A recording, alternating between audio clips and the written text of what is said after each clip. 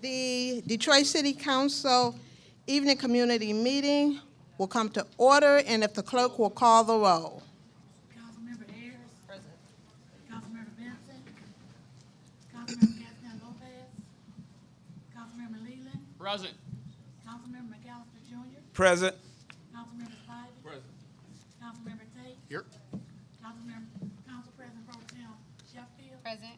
Council President Jones. Present. Madam Chair, you do have a quorum. Thank you. Having a quorum, we will be in session. I would like to introduce to some and present to others Alonzo Bell, the pastor of Martin Evans Missionary Baptist Church, to bring our invocation for today.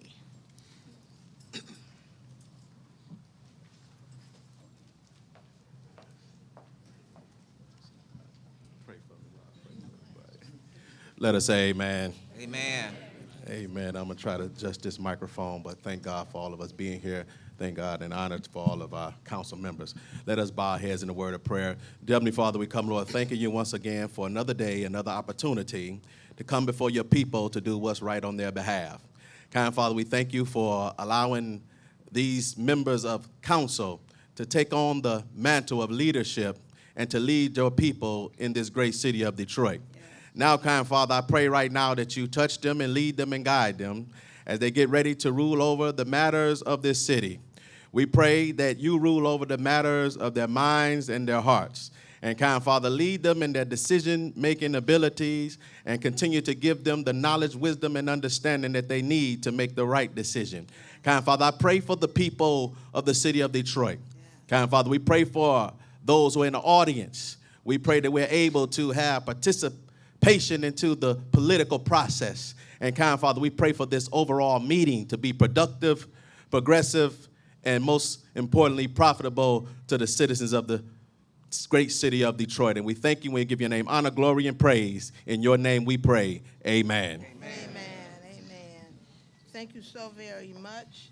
I would now like to have a welcome done by our Eastern Campus, where we are right now, Wayne County Community College, Maddie Porter, the Executive Dean.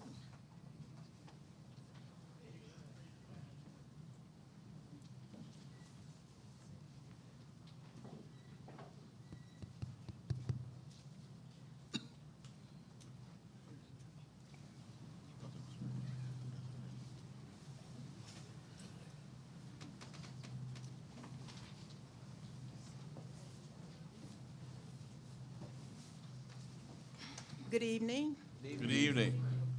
I am Maddie Porter, the Executive Dean for the Eastern Campus of Wayne County Community College. I bring you greetings on behalf of our campus president, Mark Sanford, who's absent today, and greetings also from our Chancellor, Dr.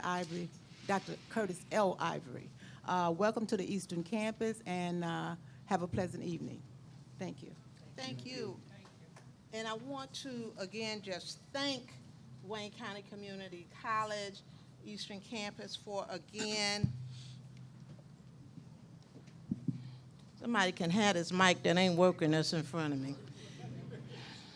I'd like to thank the Wayne County Community College for allowing us to grace your space, use up your electricity and your heat. So thank you for allowing us to be here tonight for this meeting.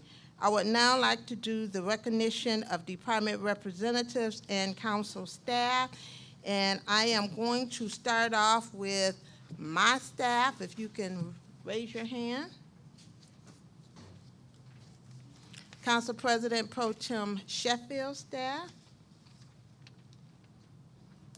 Councilmember Janae Ayers staff. Councilmember Benson staff. And I just talked to Councilmember Benson, and he greets everyone. He is at home with his new baby. Councilmember Raquel Castaneda Lopez's staff. Councilmember Gabe Leland staff. Councilmember Andre Spivey, staff. Councilmember James Tate's staff. Councilmember Roy McAllister Jr. staff. Our Legislative Policy Division staff. And are there any other departments that are here? If you just announce yourself. I'm Charity Dean, I'm Director of Civil Rights, Inclusion, and Opportunity. Julio Cortez, Living and Safety. Arthur Edge, citizen of Detroit, work for BC, from the Citizen Tonight. John Fallon, Fire Marshal for the City of Detroit Fire Department. Brian Michael Water and Sewer Department. Derek Gray, General Services and Recreation Department. Gail Fulton, Mayor's Office. Willie Donwell, Administrative Chair of the Detroit Board of Review, District 4 resident. Calvin Horn, City Assessor. Good evening, Christina Kennedy, Law Department. Inspector Wright, City of Detroit Building and Safety Department, District 4, Inspector. Investigator Chandler, Detroit Animal Care and Patrol. Nicole Short Freeman, Director of Workforce Development at Detroit at Work. Kai Bowman, Mayor's Office. Nicole Stallings, also Workforce Development. Elisa Malel, Mayor's Office. In our police department. All right. You should have received a public comment card by now at the registration table. If you did not receive a public comment card and you would like to make a public comment, if you will raise your hand and keep your hand raised, and someone from my staff will bring you a card.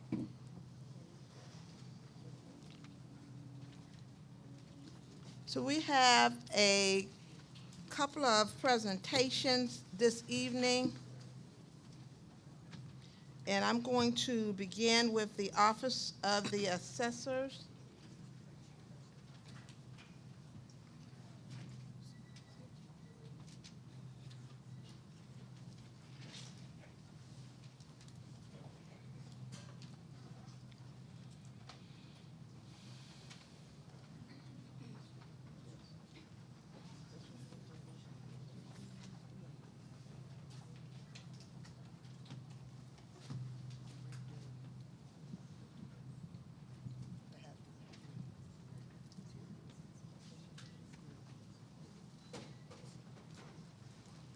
Also, I want to acknowledge the Health Department's Director, Ms. Fair.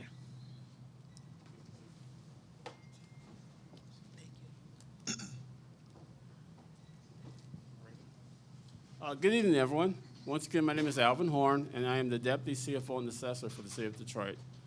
Thank you, Madam President, members of the City Council. This will be a fairly short presentation on the Neighborhood Enterprise Zone areas. There are 52 NEZs currently in the City of Detroit.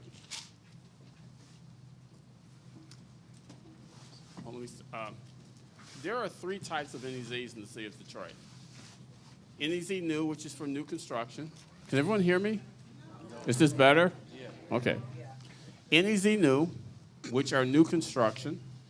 NEZ Rehab, which is for the rehabilitation of existing structures. And NEZ-Homesteads, which are for single-family residential properties.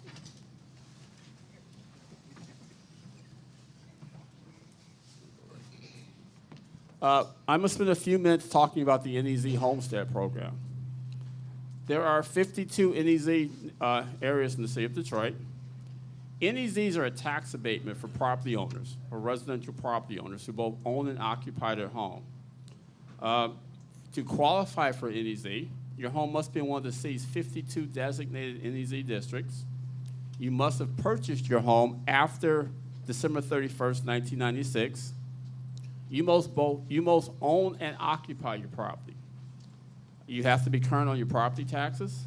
And you have to commit to at least $500 of improvements on your property over the course of 3 years. And you have to have a property transfer affidavit and a principal residence exemption on file with the City of Detroit Office of the Assessor. Now, the NEZs are an abatement, so they don't lower the value of your property, but they lower the millage rate, which is, the millage rate is what you pay your taxes on. It is, for most property owners, anywhere from a 15 to a 25% reduction on your summer tax bill. What it does, it cuts the city's operating tax in half. The city's operating millage of 19.952, it cuts that in half. It cuts the Wayne County operating millage in half, from 5.648 to 2.8241. All other millages, such as the Detroit Public School millage, the library millage, are unaffected by the NEZ-Homestead abatement. The certificate is for, is this thing working well? It goes in and out. The certificate is for 15 years. You can pick up an application in the assessor's office. We'll either mail it out to you. You can call us, or you can just go by some, there are applications available online. There is no deadline to file. We accept the applications all year long. However, the application is only effective the year after you purchase your home. If you've been in your home for a while and you've discovered you haven't filed for an NEZ, then we will make it applicable as soon as possible. So it will be applicable the year that you apply. You need a photo ID, a government-issued ID to apply. The principal residence exemption must be on file. If not, then you have to fill one out when you take out the application. If you don't have a property transfer affidavit on file, then you'll have to provide some proof that you own the home. The original NEZ-Homestead areas in the city of Detroit were created in the 2006-2007 time span. They were each for 15 years, so they're starting to expire. One of the things that property owners have asked are we going to be allowed to reapply? And the answer is yes. If you are in an existing NEZ-Homestead area and you have a certificate, when that certificate expires in 2021, you will be allowed to reapply. It will be a very simple process. You simply have to fill out an affidavit. There will be 3 questions on it. Do you still own the home? Do you still occupy as your principal residence? And do you commit to $500 in improvements? If the answer to all 3 questions is yes, then we will issue a new certificate for 15 years. These are the 15 existing NEZ-Homestead areas in the city of Detroit.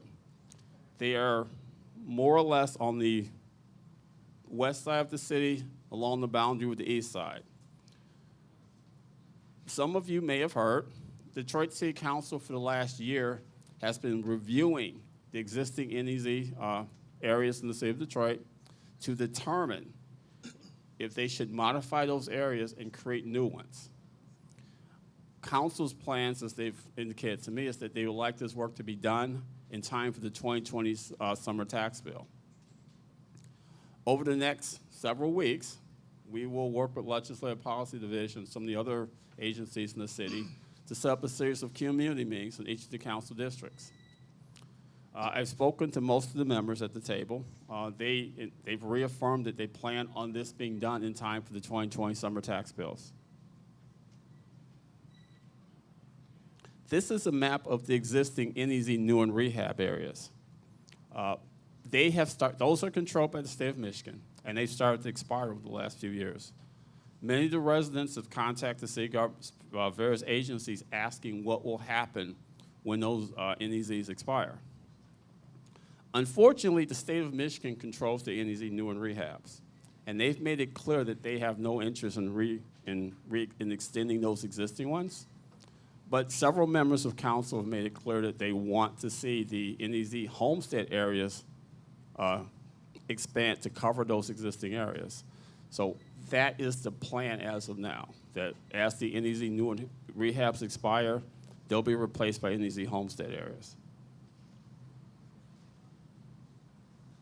As I've said, while we're here, City Council is currently reviewing the status and the viability of the existing NEZ-Homestead areas.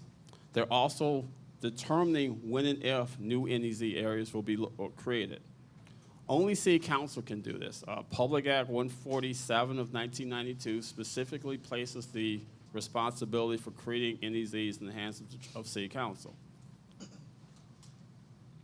The intention is to, as I said before, the intention is to have this done in time for the 2020 tax bill.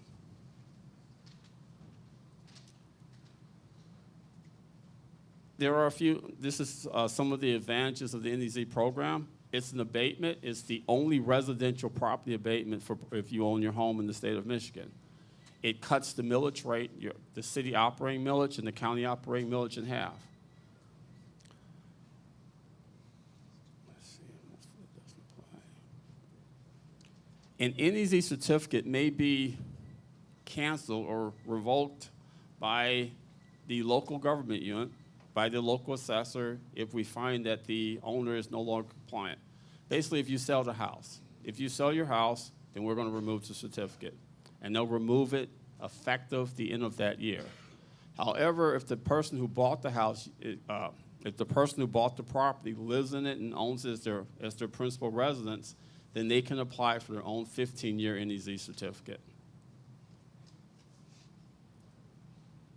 Now, under state law, if a person becomes delinquent in their property taxes, we are required to remove the certificate.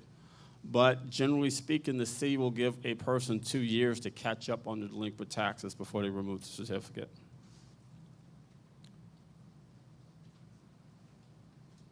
These are some comments that the City Council's Legislative Policy Division want me to add to this, this presentation. It is a new rehab or homesteads. They are residential in use. The qualifying assessing authority, which is the Office of the Assessor, issues the certificate with the approval of the Detroit City Council. The assessor can revoke it if they determine that the property owner is no longer compliant with the statute. That's that. I'm sorry.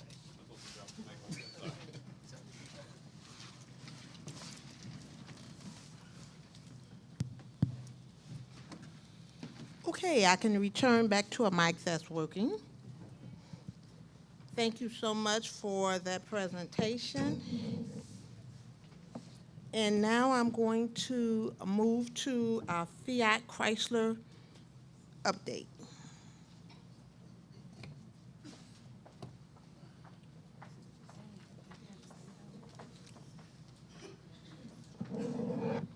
Do you also have slides? Do you also have slides? Okay. We are sliding too.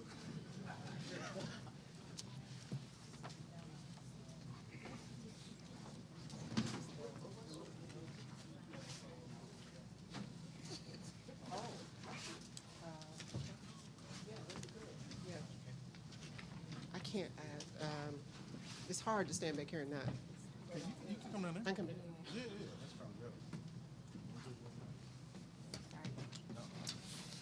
Good evening to Council President Pro Tem Sheffield. Thank you for the invitation to talk about FCA and to the rest of the honorable body. Good evening. It is a pleasure to spend a few minutes updating you on what's happening with Fiat Chrysler Automotive jobs and opportunities. What happened in the first wave of the application process, what's happening in the second wave that we've started, and then what will happen next. So I'm going to spend less than 10 minutes talking about that. So you guys know this part already. So there are 5,000 jobs that will be available by the end of the year. Most of them are production operator jobs. There are skilled trades jobs. And then there are some jobs in the professional fields like HR and IT and finance and the like. Detroiters only get priority for hiring for the FCA opportunities. So you may recall that last year after council approved the FCA deal, that Detroiters had priority to apply through DetroitAtWork.com. First, the zip codes right around the plant, so 48213, 48214, and 48215. Got a couple of weeks of priority to apply, including vets and returning citizens. And then the application process was opened up to residents in the rest of the city. But only Detroiters have priority to apply, and so far only Detroiters have been invited to apply to FCA. So I want to talk a little bit about what happened in Wave 1, which was from June of last year through September. And that was so those were all the billboards and the social media and all the print and all the radio ads and all the hype that we hope we created about FCA jobs. So more than 37,000 Detroiters registered on DetroitAtWork.com to say they were interested. We held more than 416 events, so that was through a combination of Detroit at Work Career Centers and faith-based locations across the city.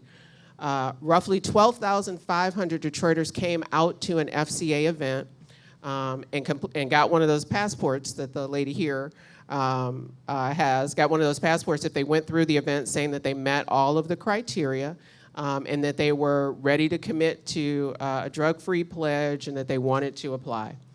8,000 Detroiters then started an FCA application. Roughly 5,000 Detroiters finished their FCA application, and 3,522 Detroiters are being invited to interview as a result of phase one.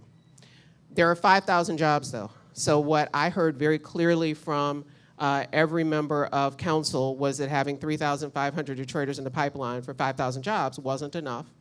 And FCA was very pleased with the process that we ran in phase one, and so they invited us to run phase two, which is what just started. I'm sorry. I should highlight a couple of other things. Along with the FCA readiness events, there were other things that Detroit at Work did to support Detroiters in getting ready for FCA opportunities. So we ran 26 application sites, and that's because we know that so many Detroiters do not have access to the internet or a device, and we wanted Detroiters to be able to come into a center somewhere near where they live to fill out an application. So we hosted 26 sites across the city that had more than 600 computers for the entire time that the FCA application was open. We had 8 math and mechanical reasoning tutoring sites across the city. So if you went through one of those FCA readiness events, took the assessment, weren't feeling so hot about how you scored or just wanted to brush up, you could come into a free math and mechanical reasoning tutoring session across the city. Roughly 3,000 Detroiters registered, about 800 Detroiters attended one or more sessions. We sent updates to council regularly, which we know they distributed to their constituents. We texted, emailed, and robocalled residents so that Detroiters would know when's the next event, how do I sign up, should I be watching for an invitation to interview, all those communication methods we use to keep Detroiters in the loop.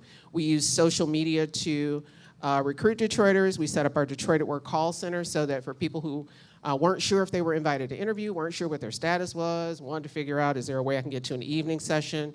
The Detroit at Work call center is set up so that you can call in and ask any question about the FCA process that you have.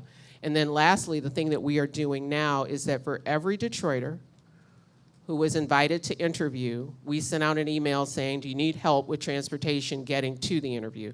So whether that's bus tickets, lift passes, I mean, we're still surveying to figure out what kind of help people need. We've had about roughly 350 people respond so far saying they may need some sort of help.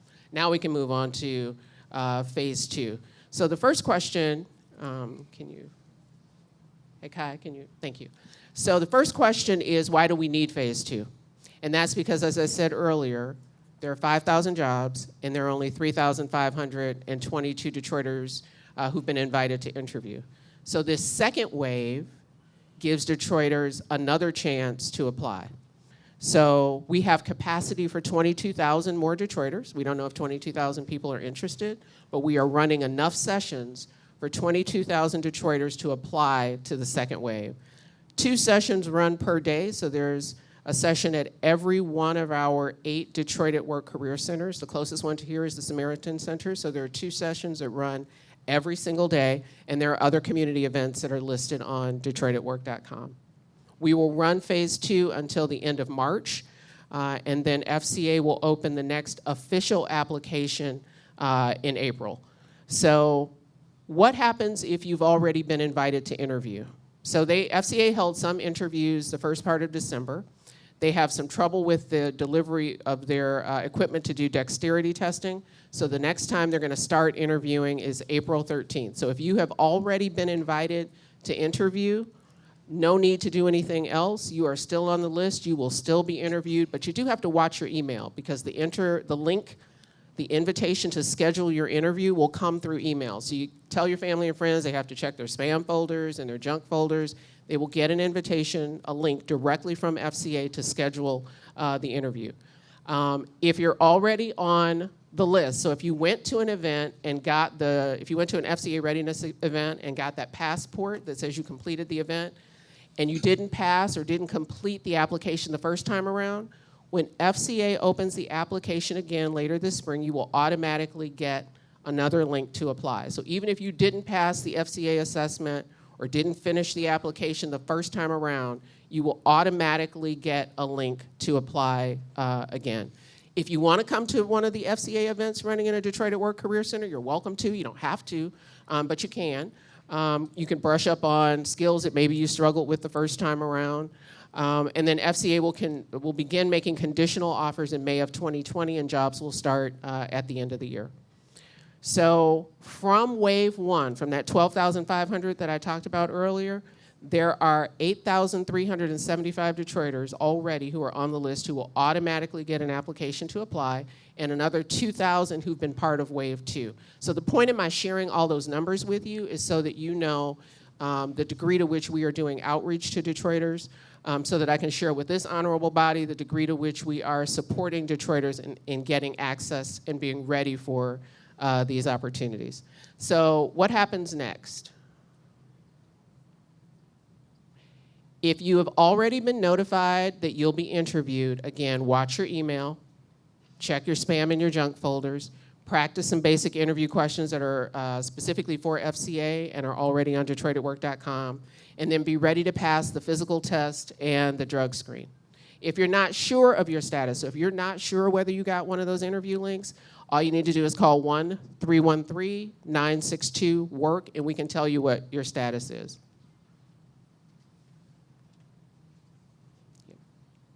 If you applied in wave one, as I said earlier, but you didn't complete the application or you didn't pass the assessment, no worries, you're gonna get another link to apply later in the spring.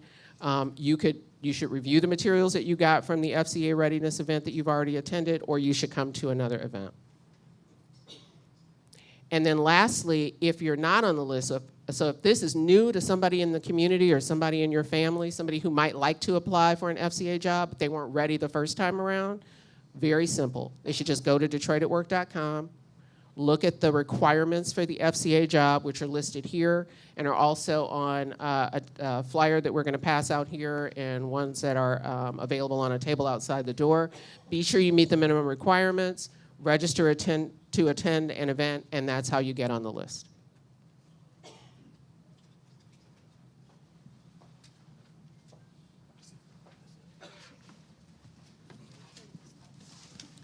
Good evening, everyone.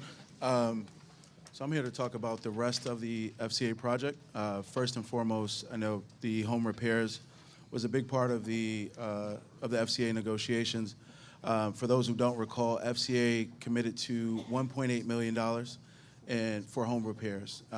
And so we began implementing the first phase of that, which was going to benefit those residents who were acutely impacted by the wall, so those residents on Beneteau Street from Kirchville up to Warren. The first $900,000 has been paid, so FCA's agreement was to pay the $1.8 million in 2 installments, so the first payment was made last year. And so we started the intake events last August. To date, we've taken in 68 applications. 57 of those have been approved. And we're now going through each person is at various stages of the home repair process.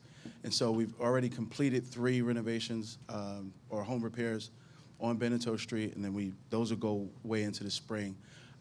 For phase 2, that's actually gonna open up in May, so May 4th is the date.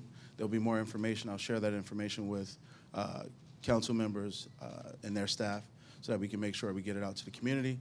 But phase 2 will open up to the larger impact area. So the impact area, for those of you who don't remember, impact area runs from McClellan all the way over to Dickerson. up to 94 down to the water. And so you have to actually be within that impact area in order to apply.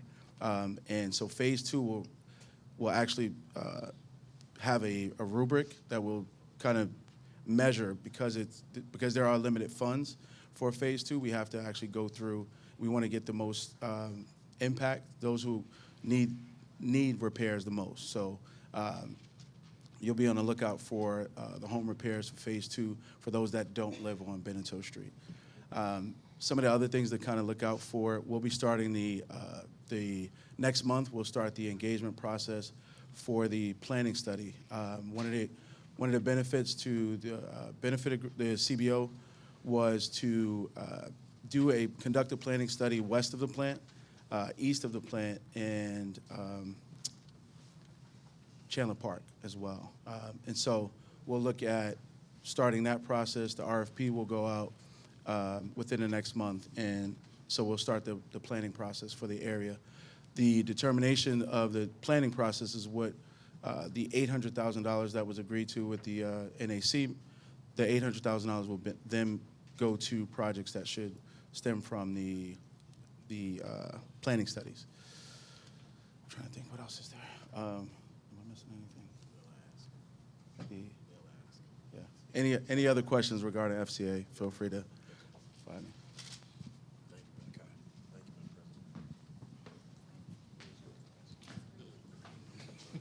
Okay, that concludes our report from the Fiat Chrysler update of the jobs. So now we will have a presentation from our Detroit City Council District 4 member, Council Member Andre Spivey. Member Spivey, I think the room is a little packed in here, and I think it's because we're in our district. We're in District 4, Madam President. Thank you, Madam President, and you are yourself a member of District 4. We appreciate you. And Wayne County Community College for opening your doors. Thank you to my colleagues. Let me have my staff stand just one more time. Those staff persons who are here, we have some who are outside, but thank you. Give them a big hand. They do all the work. Thank you, ladies and gentlemen. We have some other people around here. I do want to also recognize our District 4 Police Commissioner, Brother Willie Bell. If you will please stand, sir. Thank you. And I believe we have some of the best NPOs in the land. They are to my far left. Can you all just stand and raise your hand, our NPOs? And I have no presentation so we can hear from you, but just some dates so that you can be a part of our upcoming events in District 4. On this coming Saturday, you should receive the flyer for our D4 Winter Blast from 12 noon until 4 p.m. In conjunction with Chandler Park Conservancy. We'll be at the Chandler Park area. Food, fun, come out. It may not be a lot of snow, but we will have a good time this coming Saturday at Chandler Park from noon till 4. Moving into March, on the 9th of March, right here in this room, our tax foreclosure prevention meeting, our District 4 tax foreclosure prevention meeting from 6 till 7:30 on March 9th. And if you call in ahead of time to RCP, we can have your personal property information prepared for you when you indeed come to that meeting on March the 9th. On the 19th, we'll be down the street at the Samaritan Center, 19th of March, that is, for the D4 Health and Hustle, 6:30 to 7:30. We want to be politically informed, but also healthy in what we do. March 19th at the Samaritan Center. And then on March the 26th, we have our G7 community meeting as it relates to the project taking place that encompasses District 3 and District 4 for our community development project there. When you came in, you saw several booths there with information. There are two I would like to highlight. One, the U.S. Census. We know how important it is to be counted this coming March, that we might receive all the funds needed for the city of Detroit from the federal government. So go back out in the hallway, you leave out for census information and for job information. They have jobs paying $21.50 an hour up to $24.50 an hour, and so you can go out to see them afterwards. And then lastly, Rebuilding Detroit is always a great partner of ours. They are in the lobby area for grants for home repair. Alexis Bruce is your contact there, so please go out and see those two vendors that are in the hallway there. I also just saw our District 4 manager come in. Can we put put our hands together and welcome Lady Azar, our wonderful District 4 manager. And then always District 4, any information you need, our Detroit D4 website, all the information is there, DetroitD4.com, or our District 4 app on Android or iTunes. And when you go to the app or the website, you can always put your phone number in there, and we will text you any important information. We won't send you lots of text messages, but when 94 is closed or there's a water main break or something major has happened, we will notify you of that important information on our website. We can also text you as well when you need that information. And I will stop here so we can hear from you. We have a very special guest in our midst tonight who's here for a week-long conference, and I will let Madam President make that introduction, Madam President, of our very special guest to talk about a major convention in town at this time. Again, welcome and enjoy the evening.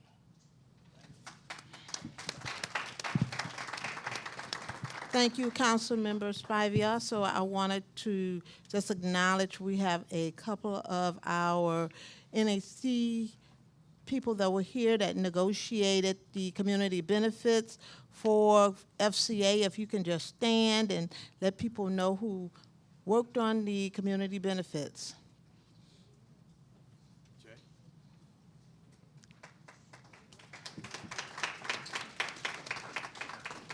Other one is on this side. Thank you. Okay. And also, if you have a vacant seat next to you, please raise your hand. If you have a vacant seat next to you, I see some folks standing in the back that just may not want to stand. So if you do not want to stand, I see 2 vacant seats up here. If you want to sit down, 2 vacant seats in the front row. So now we will come to a special part of our agenda where we have had members call and people call ahead of time to address council in this body.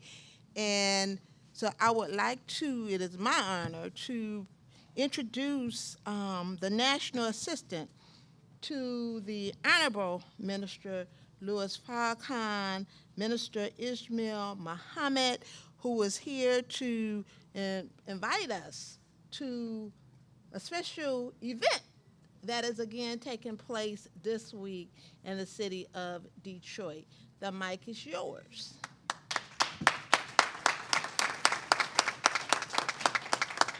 And I just want to say welcome back home. Thank you. It's always good to be home. Home of my mother, home of my father, home of the Nation of Islam. Good evening to all. First and foremost, I want to give all praise and honor to the one God to whom all praise is due, the Lord of all the worlds. We can never thank God enough for his many blessings, his many gifts, his goodness and his mercy. I thank him for his prophets, his messengers, his servants, from Abraham to Moses to Jesus to Muhammad, and I thank him for the Honorable Elijah Muhammad and the Honorable Minister Louis Farrakhan. I greet all of you with the greeting words of peace. Assalamu alaikum. Those words mean peace be unto you. To the mayor of our city, Mike Dugan, to the president of the Detroit City Council, our dear sister Brenda Jones, distinguished council members and distinguished citizens of Detroit, thank you, council, for the honor and privilege to be here tonight to extend an invitation. May I first take a moment to say to all of us that we've entered into a great time of trouble. A time of trouble, brothers and sisters, that the prophet Daniel in the Bible spoke of. That would be a time such as never been since there was a time and a nation, and will never again be equaled. What is meant by a time of trouble? It is talking about a time of great confusion, anxiety, irk, stress, uncertainty, distress of nations, a time of vexation where the cup of bitterness overflow, a time of conflict, a time of betrayal, a time of great deception. I guess the only consolation given for such a prophecy is that this time of trouble we have entered will never again happen. No one can deny that we're living in a great time of trouble. And living in such a time of trouble means the people need guidance and direction. What is guidance, and how necessary is it for us to be rightly guided? You can't have good guidance without a guide. And if we listen to the wise guidance that is offered and follow it, we will escape the consequences of the time we have entered and not be losers and suffer great loss. If we follow the wise guidance offered to us by God through his servant, we will escape his wrath and the judgment. That being said, it gives me great pleasure to invite you to attend Savior's Day. The Honorable Minister Louis Farrakhan and the Nation of Islam are exceedingly happy and proud to come home to commemorate 90 years of the Nation of Islam's existence that started in this city of Detroit in 1930 by a very wise man and teacher whose birth we honor and call Savior's Day. We owe everything to that man, Master Fard Muhammad, who taught the Honorable Elijah Muhammad, who gave us Malcolm X, who gave us Muhammad Ali, who gave us the Honorable Minister Louis Farrakhan, and he gave him an unequaled superior knowledge, wisdom, and understanding. And that teaching and work of the Honorable Elijah Muhammad and the Nation of Islam is unparalleled in the history of America and the black liberation struggle. The Honorable Elijah Muhammad, my dear beloved brothers and sisters, was given a divine solution to our many problems.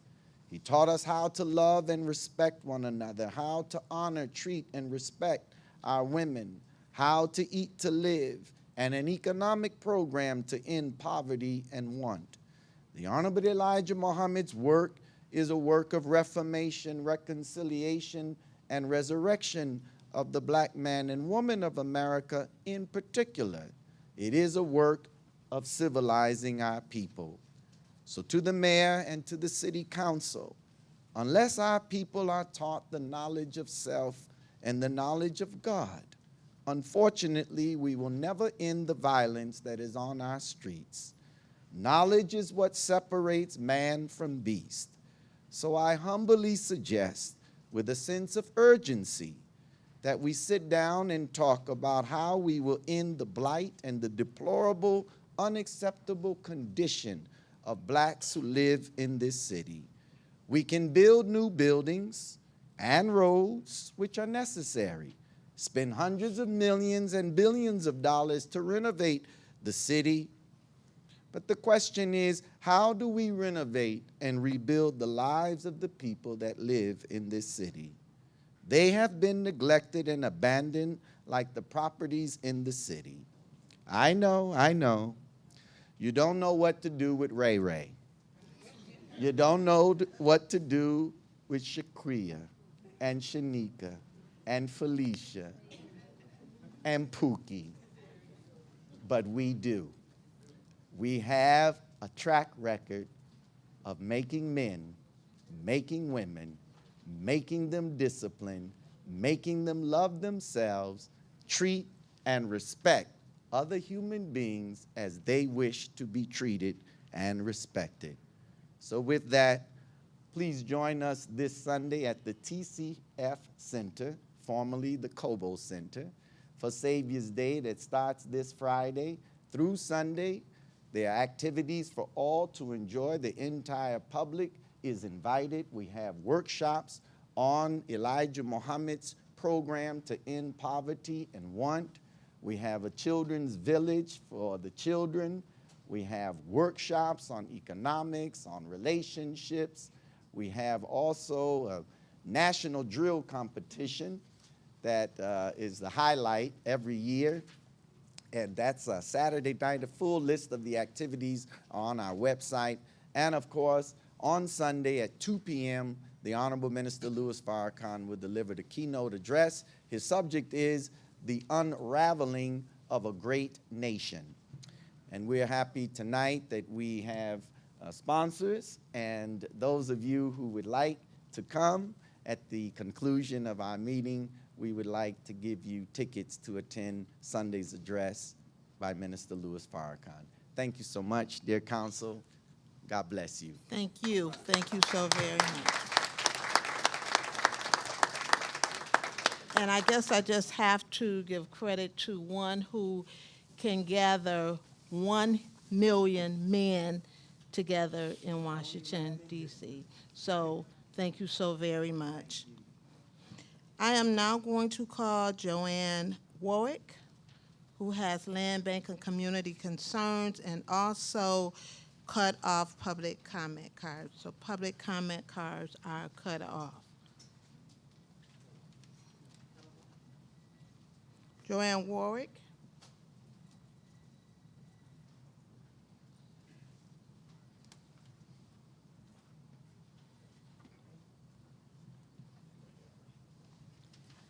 Okay. Ronald Madden.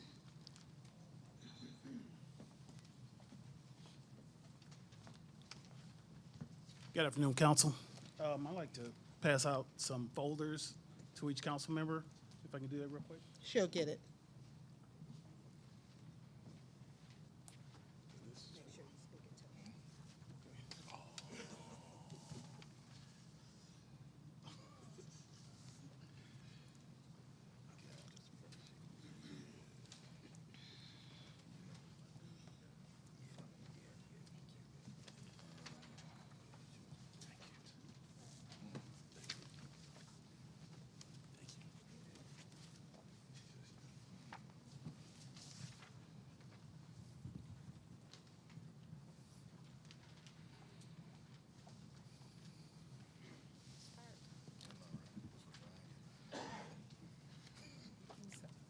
Okay.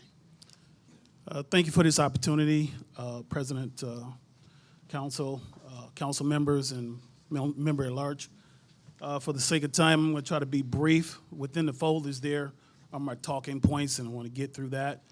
And then if there's questions after we go through this, I'd be willing to answer any of the questions. There are 10 talking points, and I want to get through those real quick.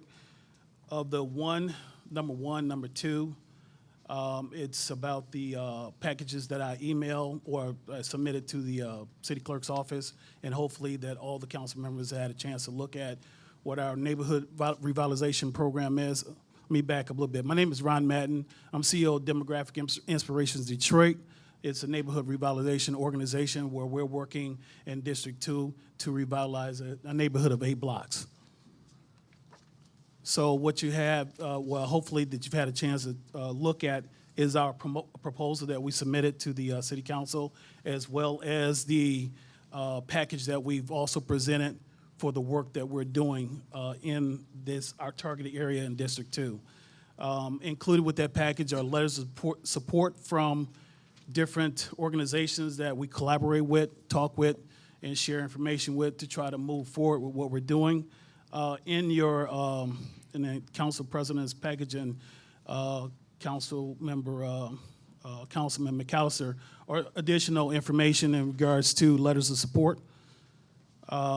Number 4 is about community land trust. What we're working on is a community land trust so that we can start a program. We've been doing some research on affordable housing within our area that we're working in. Number 5, it talks about meetings that we've had with different people, the land bank specifically, which was in attendance with district managers where there was agreements that was made. That information is also in your packages, and that's been ongoing for 3 years. The agreements that were made have not been adhered to, so we're still working on trying to resolve those issues. Number 6 is to move forward with what we're doing in our neighborhood. There's some parcels that are owned by the land bank that we're trying to get to or acquire so that we can rehab that area as well too. We want to clean up the blight, get all the junk out of there. Some of it is land bank owned where there's dumping that's been there for years and it's still there. And I've reached out to several different entities within the city of Detroit and trying to get to a point of getting that cleaned up so that we can acquire that and move forward with what we're doing. And there's a list of parcels that what we're wanting to acquire in that specific space there. Number 7 is our tax exemption that we apply to the city assessor's office for tax exemption. We're a 501c3.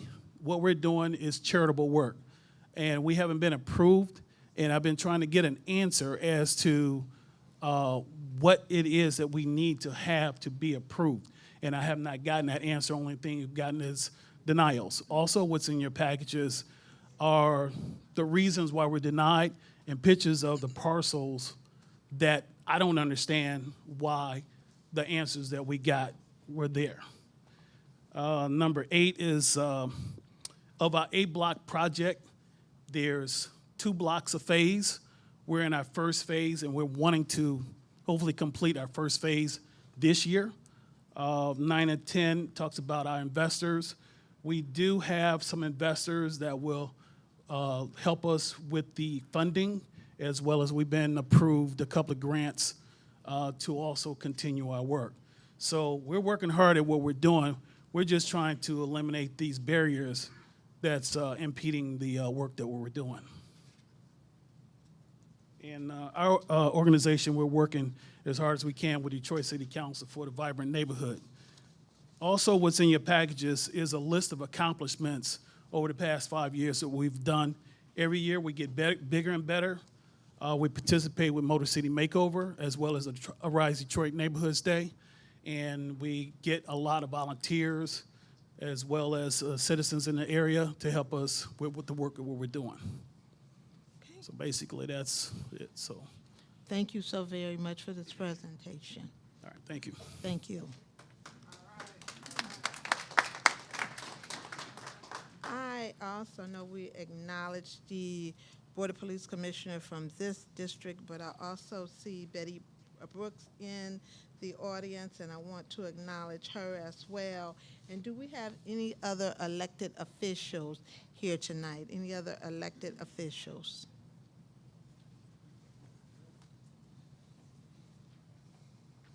Okay. All right. Thank you so very much. So now we're going to move to the part of our agenda that is just for general public comment. For general public comments, each person will be given 2 minutes for their comments, and I am going to ask if you would go to the mic over there for your comment, beginning with Gail Clark, followed by Calvin Brown.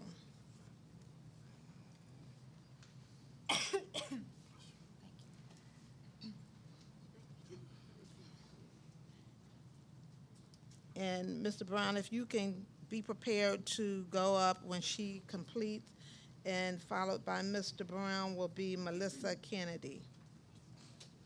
You have 2 minutes. Thank you. Good morning. Good evening. Good evening. How are you? I am blessed. Thank you for asking. Oh, good. It's a simple question, and it has to do with the overassessment of the property tax for the city of Detroit homeowners. What's the update on that? So we don't have an update as of now. The mayor has indicated that he has his team looking at it. No council members will be having, no council member McAllister is having a meeting. Council President Pro Tem Sheffield is having a meeting, and we are doing a committee of the whole also, and I'll tell you the date before we end. March 3rd, okay, at 5:30. So, but we don't have a conclusion at this particular time. Okay. Thank you. Thank you. Good evening to this honorable body and District 4, Kelvin Brown with the Children's Center, celebrating our 90th year here in the city of Detroit on Alexandrine between Woodward and Cass. We have a behavioral health organization and program that's been in operation for 90 years. We also have a child welfare program where we're helping young adults thrive. About 25% of young adults who age out of the foster care system become homeless the day that they age out. We have a program that helps them to live successfully, independently. Just want to share some statistics with you. With the without the YAS program, 25% will become homeless, 37% will be high school dropouts, 12% will suffer from drug or alcohol abuse, 75% of the young women will be pregnant before age 21, 80% of the young men will be arrested, and 60% of those young men will be convicted. With the YAS program, 85% of the young people involved in the program graduate from high school, 84% of the young people are living independently, 83% are in school or have graduated, and 77% have no involvement with law enforcement. I have some flyers here this evening for community members who want to get involved. We're working with young people ages 16 to 21, and we're asking people to get involved and host these young people in their homes. We pay them a $600 a month stipend to be involved in the program, hook them up with a dedicated caseworker. $300 of that goes to the host home, teaching them accountability and responsibility. We do life skills with them twice a month, and we just need help and support from the community to get involved on the front end so we don't have to deal with them on the back end. Thank you. Thank you so very much. Melissa Kennedy, followed by Yvonne Castrita, followed by Gloria Mann. Good evening. Good evening. I'm a parent from a school called John R. King. My daughter has been getting suspended. I'm gonna be honest about that. She do have some challenges. She probably needed some counseling. However, my daughter was issued a misdemeanor ticket. I am enraged. I'm upset. I feel like the community has let me down. I asked them to get her tested. I asked for resources, and I just need some help on this because I am very upset about my daughter having a misdemeanor ticket, and she's only 10 years old, and that's all. Okay. I am going to ask the mayor's office if you would talk to this young lady, Mr. Grady, if you can also. Okay, thank you. Yvonne Castorita. Okay. Followed by Gloria Mann. Good evening, everybody. As a resident of District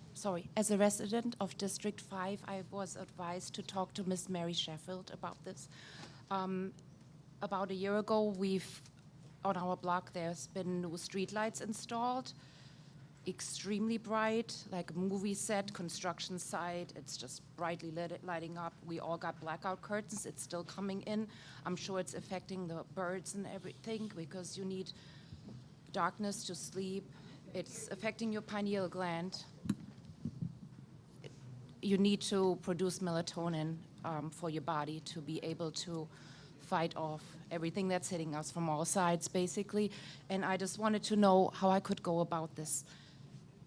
Council President Thank Pro you, Madam Tem. Chair. So thank you for coming down. My staff will get with you. I'm not sure if there's someone here from the Public Lighting Authority. I know Jamal Harrison was with the PLA, and he's no longer with them now. So I'm not sure if there's a representative here. If not, my staff will get your information, the exact street that you're referring to, and then connect you with the Public Lighting Authority so they can come back and reassess that area. Thank for you so much. No problem. Thank you for coming down. They're here? Oh, someone is here. Okay, perfect. Gloria Mann. Following Gloria Mann, Maureen Driston.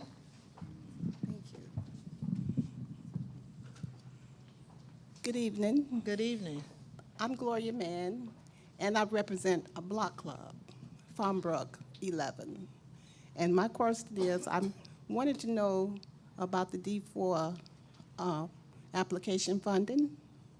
I put it in for our block club to get signs to indicate that we have a block club. So far, I haven't received an answer. And I wanted to know how long does it take to process it? Ms. Man, we have your application, I think, if I'm correct. I think we got your numbers, and we want to come back and see if we can get a better price for your numbers with a different vendor. Keith Jones, he'll see you. I think he spoke with you. We'll get with you on that, try to get a better price. We want to have enough money to spread out the entire district, but we'll get with you on that. Okay. Keith Jones. Okay, Thank you, thank Ms. you. Mann. Appreciate you. Thank you, ma'am. Maureen Driston, followed by Beverly Kendall Walker, Franz of Detroit City Airport, and Davis Aerospace Technical High School. Good evening, Council. Thanks for the opportunity.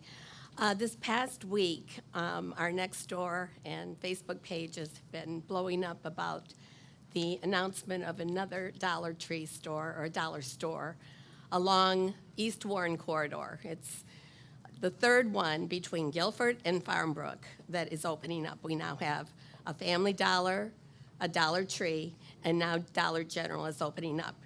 Now, I've been very active in working on the preliminary work for the East Warren Corridor and trying to build a really thriving business section. Nowhere in any of the focus groups that I participated in, and believe me, there were many, 2 years of doing this, was a dollar store ever mentioned as something that we would like to see along the corridor. I understand that business owners, if the corridor is zoned appropriately for business, there may be some things that can't be done, but I don't understand why the public isn't, or the residents right in that area aren't aware when that is going to happen. I happen to live in East English Village, but we are all working together, our three communities, Morningside, East English Village, and Cornerstone.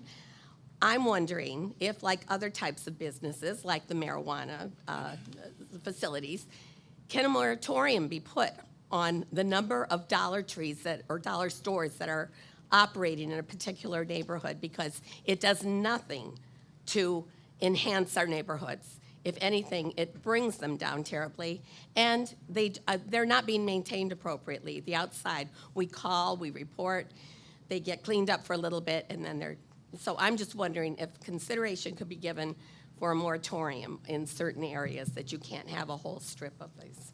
Thank you. Thank you.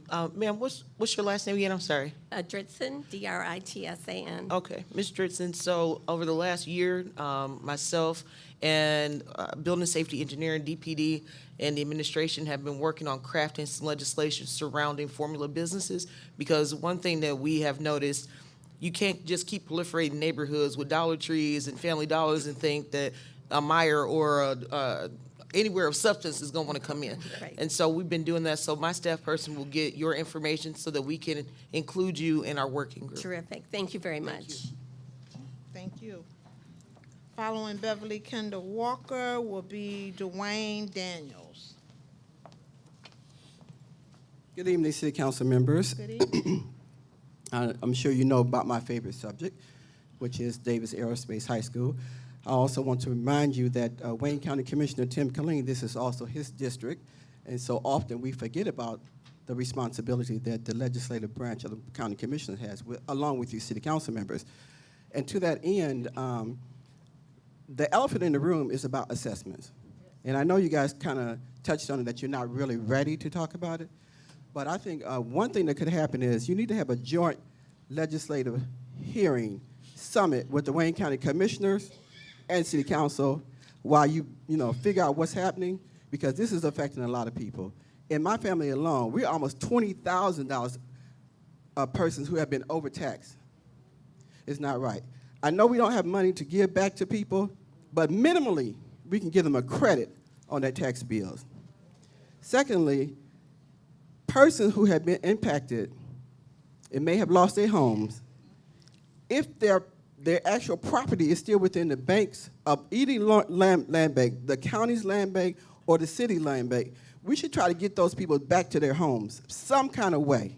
Let's just be creative here. It's not fair for people who have lost their homes because of the assessment that may not have been their fault, because of whatever the glitch was back a couple years ago. We own up to that.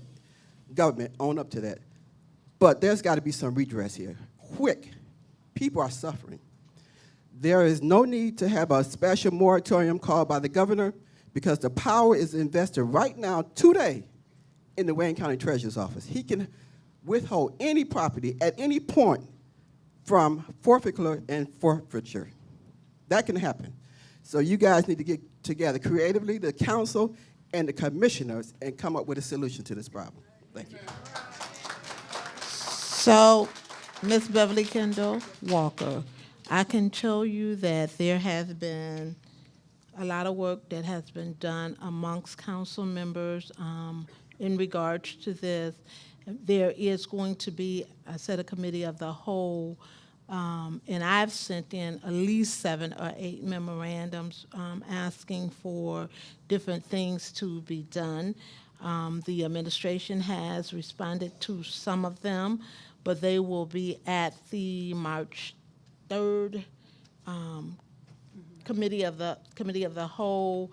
And again, other council members are also having hearings on it away from the council meeting, but we will have the committee of the whole at 5:30 on March 3rd to be able to hear from the administration. We have heard already when we brought this attention from the assessor's office, but we are waiting to hear other things from the administration as well. So thank you for your concern. We know that there are let me finish. Okay. We know that there are a lot of concerns from the constituents in Detroit, and we are continuing to work on it to try to get some type of help around the problem. Right. And so we also have a deadline that's coming up on this Saturday for persons who need to apply for consideration to go before the Board of Review. The assessors, they need to do that by this Saturday. So you need to go to the 8th floor, and I'm sure you guys are going to stress that because the public needs to know that that deadline is facing you. If you have a concern about your assessments, you don't know right now, but you need to put in for it because that's your legal time in which to do that, and then sort it out later. So please stress that. Thank you. And we do have Mr. Dunwell, and I've seen some others from the assessors and the Board of Review. If Mr. Dunwell, can you just raise your hand in case someone has any questions or any concerns to address with Mr. Dunwell after the meeting? You can do so. Thank you. Mr. Daniels, and following Dwayne Daniels will be Jane Grant. Good evening, City Council. I'm here to address the situation of the light on St. Jean and Mac.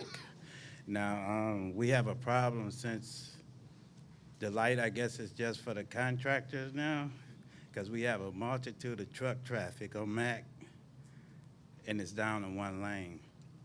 And since we have Warren, and since you done closed St. Jean, could you send them to the highway instead of us sitting like a half an hour on Mac? Member Spivey, I see you going toward the mic. I take that way every day, Mr.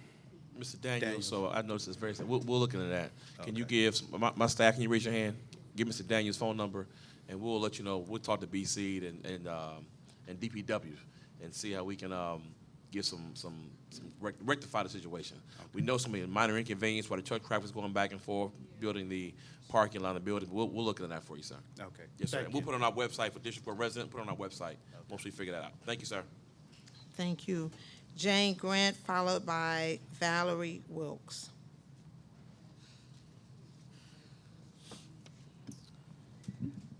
Madam President and the Council, thank you for allowing me to make my concerns. I have for 2 years been trying to get a cleanup next door to me where the person living in the house has turned the yard into a dump site. I've been, if I may, been to Building and Safety, my representative in my area, Benson's office, your office, talked to Mr. Grady, talked to everybody I know that probably has nothing to do with it, including those who do. Nothing has been done. The man has put like a dump site, wood, mattresses, refrigerators, cars, concrete, you name it.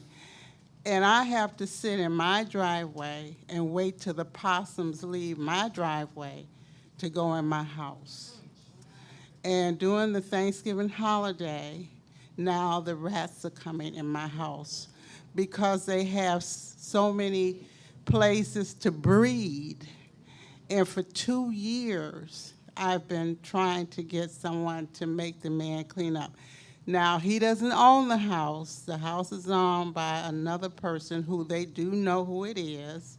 I mean, the MPO's been out, city inspectors have been out, retired inspectors, O'Neill was out, they took pictures and everything. Nothing has happened. And I'm afraid possums are poisonous, they carry rabies, and I have visitors, I have guests, and I'm in the yard. And I just wish somebody could please come and, I have pictures, please clean up or make the owner clean this yard up. Cars parked on the grass, it's just horrible.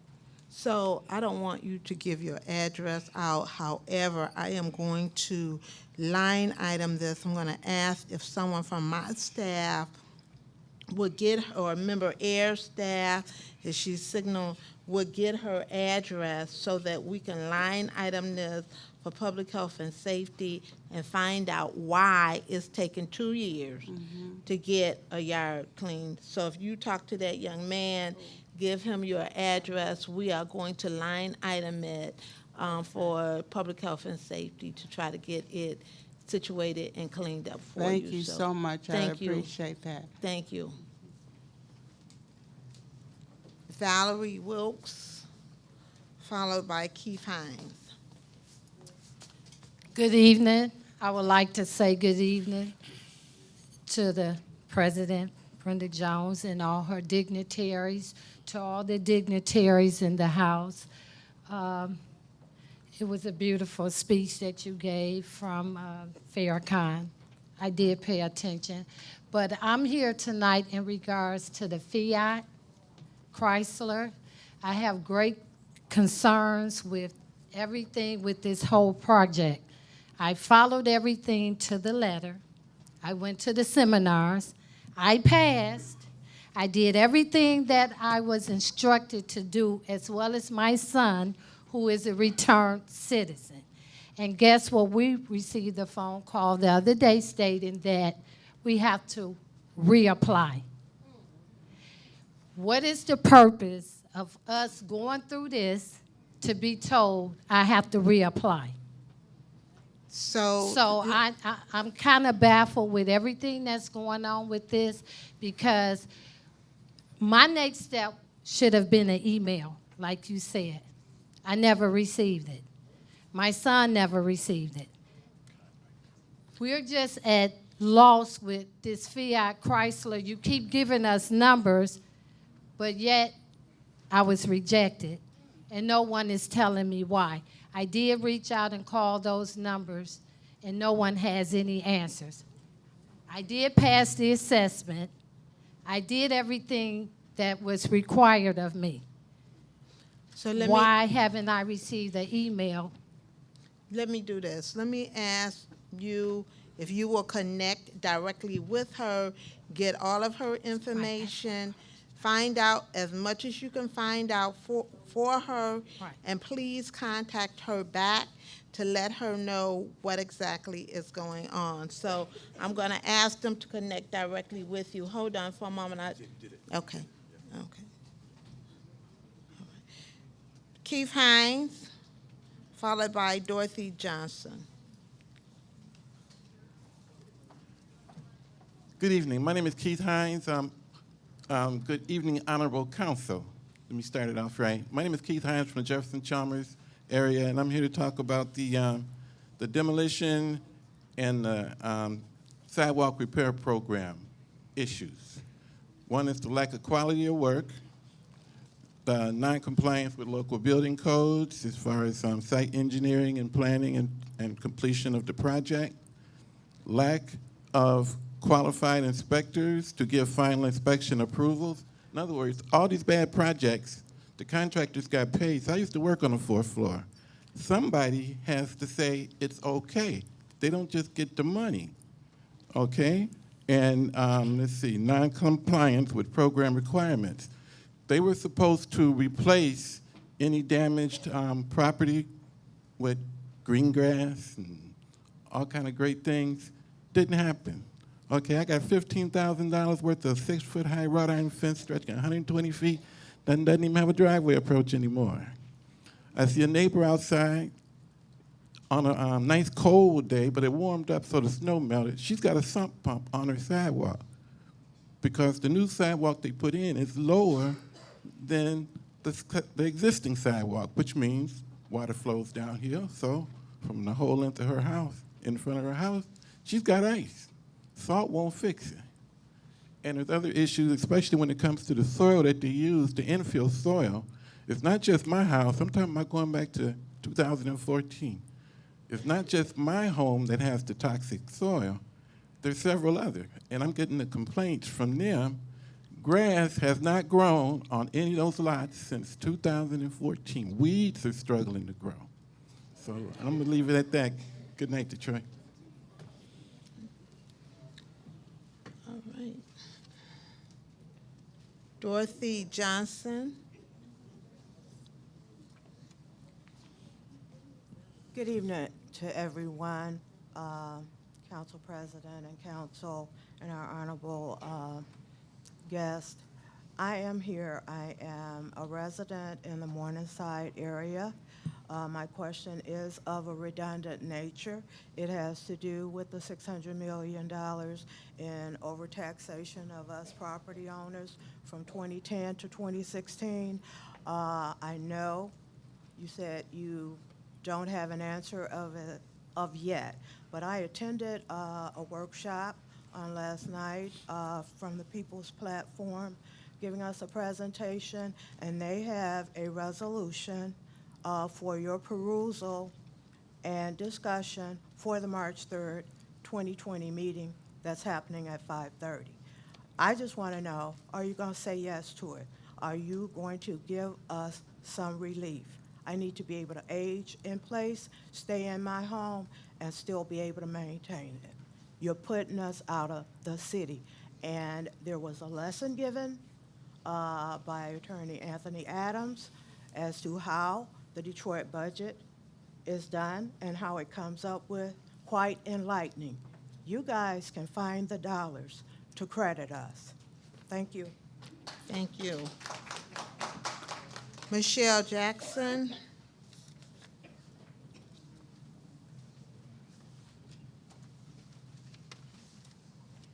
Michelle Jackson, followed by Deborah Jackson.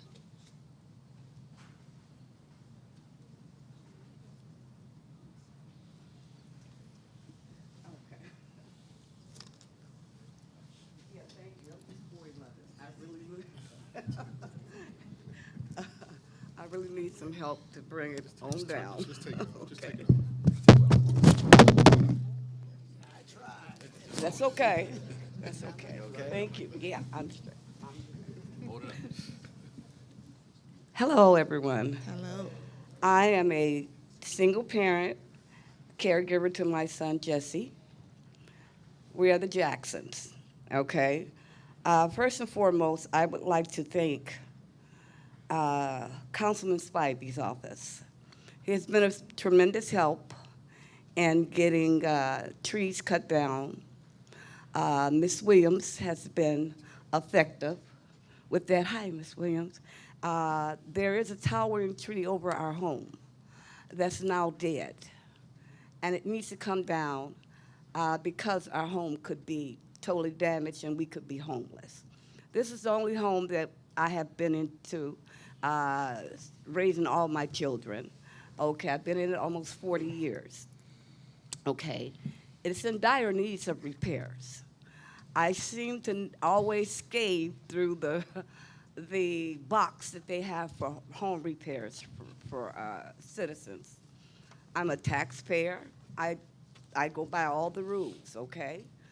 But however, the vacant homes are causing health issues to my son and myself.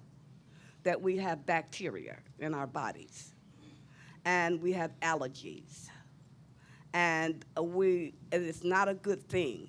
And I come to you guys first, okay, to speak to you about it, because them homes has been up. I've been very active in that, on that block in the community for well over 20 years. Some of them homes are still up, okay? Now, I know that my home is in dire repairs, okay? But there's also illegal dumping. Every time you come out and you do good, someone come and dump. I had an eerie person about 3 o'clock one morning, came out right after you got the tree trimmers, came out and cut the trees down, got out of his truck, laid tires in line from probably three, maybe about a half of 12 inches from my house. Then he went down to Macquarie, almost before Macquarie, laid them tires, and then he laid some more, which I didn't see him because it's dark, but the street light is in front of our home. Didn't I catch him? What was sad about it is that I hollered out to him because the police is not coming quick enough, okay? Hollered out to him. He slowly got back in his truck. He rolled past me. I said, "You get them tires up." He saluted me and kept going. This is the evil tactics that we have in the city, and I am just fed up with it. I'm a mom. I have worked. I have done some of everything to try to do the best I can, being in this city, born and raised in this city. But I am sadly hurting because I'm going to tell you something. Satan, we have allowed him to take a seat in Detroit. And it's time for him to be evicted, because I can tell you this, that Jesus, I cry out, but it's with Jesus. I don't have no one that we can come together and come together and work together, okay? And it's Jesus. It's Jesus. But I'm going to let you know, council people, that enough is enough. We cannot live like this. We need our home fixed up. I need to take care of my son. He needs to be happy in the home. He's 32 years old. Thank you. Thank you. Thank you for your comments, and I know that we have enforcers that are out trying to catch those that are doing illegal dumping, and I know Member Spivey's office continues to help you, and so we will continue to do what we can with the situations and the problems that we have in the city of Detroit. Madam President. Member Spivey. Ms. Jackson, Delana has all your information. We'll call you on the main issue, but on the home repair, Pro Tem Sheffield's fights every year for more money in senior home repair, and we think that'll happen again during the budget hearing process. But tonight, when you walk out of there, there's a table, Rebuilding Detroit. See Alexis Bruce, if you don't mind. Alexis Bruce. She has repair dollars for District 4 members, and if we can't get her today, we'll make sure you connect with Alexis Bruce, Rebuilding Detroit. We got you. They have home repair dollars, Ms. Jackson. They have that. Delana, can you take her out to see Rebuilding Detroit in the lobby? And her name is Alexis Bruce. We'll take care of that, okay? Thank you, Ms. Jackson. Thank you, Madam President. Good evening. Good evening. I am just wondering, my question actually is about some of the issues with Fiat. I was wondering if Nicole could actually tell us how many of that number is in the actual Detroiters that are in the impact area. Okay, I'm going to ask if you can get with... Okay, so my question for you, because I do have a question for you. Is it possible for us to get a citywide truck study done in the city of Detroit? A citywide stress? No, truck. A truck. Truck study. Study, yes. The trucks on Connors, it is is ridiculous. And And for more to come is even more ridiculous. Yeah, We I have a agree right with to you. breathe. I agree And- with you yeah. 100%, and not just on Connors. They're going down. Okay. Kercheval and other places that they Right. should not be going down, even though there is a sign bigger than day that says no trucks are allowed. And so that's something that we can try to address. I don't want to give you a definite yes or no answer now. Well, what can you give me? Hold on. Okay. Let me see what I can do, what we can do to try to get an answer to that, to get a truck study done of the trucks that are actually going to FCA. And I'm sure that's what you're talking It about, the is. trucks that are going to FCA. So let's see what we can do. Let me work on that. I don't want to tell you yes off the top of my head. I don't want to tell you no off the top of my head. Let me address it and see what can be done. So what would you have to do to find that out?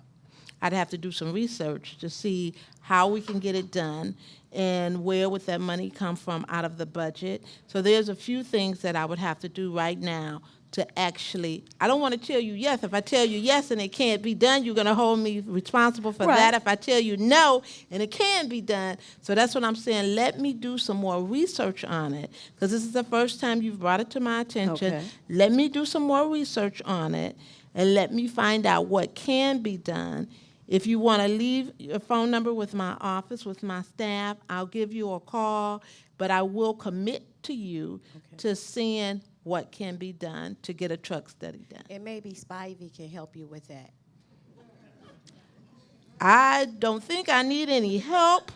I think I can handle it if it can be done, but I will do the best of my ability. And if you want me to refer it to Member Spivey, I'm sure Member Spivey, because you directed it to me.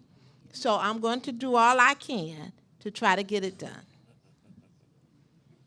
Member Spivey, would you like to take it?